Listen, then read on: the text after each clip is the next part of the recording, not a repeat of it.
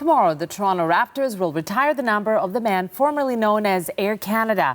Vince Carter will be the first Raptor in franchise history to have his number in the rafters, and today he got a fitting tribute. It's like Vinsanity, Air Canada, and half man, half amazing. You asked me that when I was coming out of high school, like, yeah, you're gonna have a plane with your name and what is considered a signature dunk and your signature that you really like.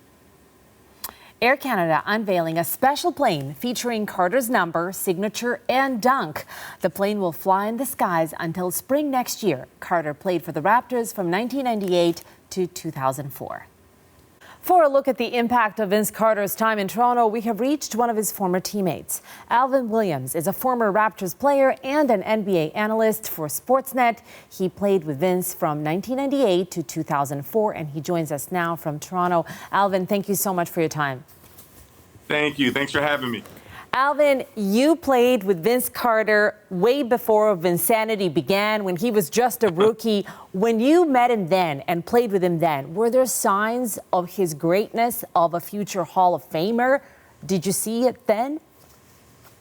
I mean, pretty early, you had some glimpses of how special he was. You never know from a career, the Hall of Fame career, and just, the impact that he would have. But early on, he would do some things in those games, not so much in practice. In games, he would do some special things. And then, as he evolved and as he got better, big shots, big moments. So Vince Carter, like from the beginning, he was a very special athlete. And along with everything else, he became the Hall of Famer that we know him as today. Talk to me about the impact that he had on the Raptors. Now, I was in my teens when Toronto first got the Raptors, and we were so proud. We had those Damon Stoudemire jerseys and jackets. But for the longest time, the prestige just wasn't there of the kind that the U.S. teams get. Tell me about impact of Vince Carter, both on his teammates and on making the NBA overall take note of Toronto. Don't just look at it as that lone Canadian team. How did that happen? No, it was huge. His impact was huge. And you mentioned Damon Stoudemire and guys like Marcus Camp. They were great players. And I think it comes with timing, but also the type of player that Vince was. He was a guy that was a high flyer. He was a guy that, during the NBA, he was just again, a special player, and he was highlighted. He had the ability to be the man. We had veterans on our team that helped Vince become and learn how to be the main guy and the superstar in the face of a franchise. So he had a lot of ingredients that helped him along the way to get him to where he was with the personnel that we had on the team and our coaching staff and everything else. But, it was huge. He was Toronto, and everybody else played their part, but Vince carried the torch. Vince was the franchise. He was the face of the franchise, and not just in Toronto. I came from Philadelphia, and people didn't know who Toronto Raptors were. They didn't know it was an NBA team, actually. And Vince Carter came, and he did that. And he put not just the Raptors on the map, he put Canada on the map from a basketball standpoint, and then across the world. So his impact was phenomenal, and it was something you can't even really explain what he actually did at that time. I want to ask you in a minute to contrast Vince Carter to fellow Philly native Kyle Lowry, who, of course, was another hallmark player for the Raptors. But I want to ask you first about what was Vince like as a person, as a teammate. Tell us some things about him that maybe just regular fans would not know. Well, outside of him being a jerk, he was pretty good. He was all right. Vince, for him to be so young and for him to get the popularity and the pressure on him overnight, because it happened overnight. I always tell the story. I remember he and I walking through the Eaton Center, and not many people knew who he was. They definitely didn't know me, but they didn't know who he was. He could walk through the Eaton Center. He could walk through the streets of Toronto, and then overnight, it was a whirlwind. It was a blast. It was a storm of couldn't go do anything, couldn't go any place. And it was just something for him to be able to embrace that and continue to grow as a player and as a human being. It was a pleasure to see and witness. And then just as a teammate, he was a gracious teammate. It was always about team. although it was Toronto Raptors and Vince Carter and Toronto Raptors, Vince always put his teammates first, and he wanted to include the teammates, and he was a team player.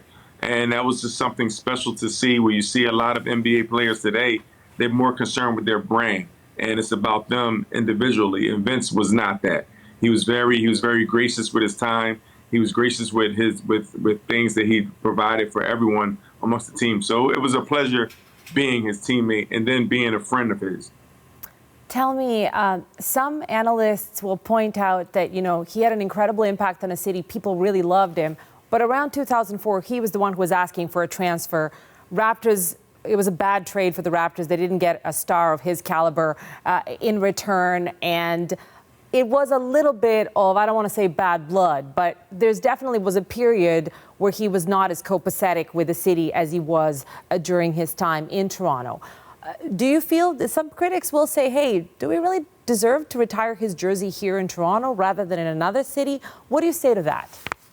Well, I mean, I think those critics and those people, you really don't have an understanding of, professional sports and the business of it. And then just, if you really looked at the impact that Vince Carter had on this franchise, and you mentioned a Kyle Lowry, and you talk about a DeMar DeRozan, and you talk about a Chris Bosh. Right. I don't even think those guys would be part of the franchise if Vince Carter wasn't here. I don't know if there would be a 2019 championship if those guys weren't a part of it, So with DeMar even being traded, he was a big part of it because you brought in Kawhi Leonard. So Vince Carter had a huge impact. And it wasn't just Toronto. It was the NBA. He was one of the top 5, top 6, 7 players in the NBA at that time, with Shaquille O'Neal, Tim Duncan, Kevin Garnett, Allen Iverson. Vince Carter was in that name, like in those conversations. So I know it's just unfortunate that it does come to that. But I will say Vince is part of, you talk about his growth, the growth of basketball in Toronto.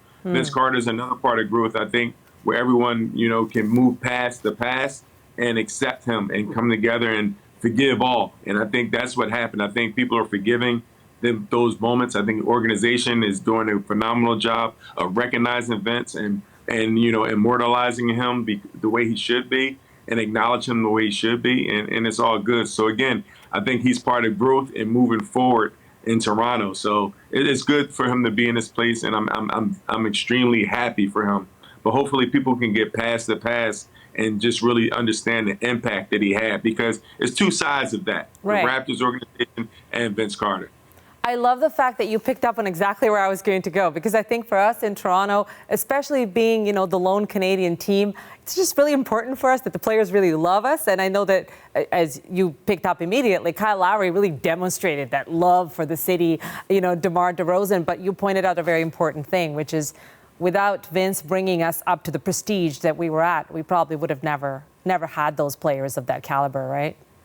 No doubt. And when you're a young player and you're watching teams and you're trying to achieve your dreams and your goals, you target certain players, you target certain teams and certain situations and just time frames. And then, you go for that. Like when I was a kid, I was going for Dr. J and Magic Johnson, getting the chance to see these guys. And Vince Carter is one of those guys. Like, these guys actually saw, Vince Carter at the height of his career, and they looked up to him. They idolized him. And if you even go some of the greatest players, whether it's Carmelo Anthony and Kevin Durant today, like, these guys looked at Vince Carter as that guy. So, Kyle Lowry, the same. And you even if you look at their career, golfing together, their friendship, I'm talking about their relationship, they're golfing together.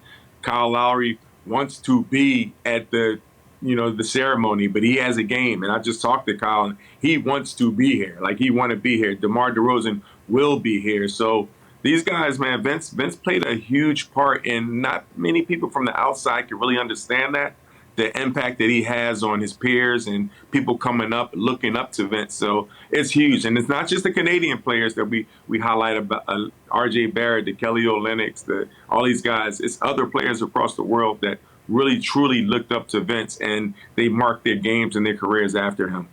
Alvin, thank you so much for that analysis, and enjoy the game tonight and tomorrow. Really appreciate you being here. Thank you for having me. Alvin Williams is a former NBA player and NBA analyst for Sportsnet.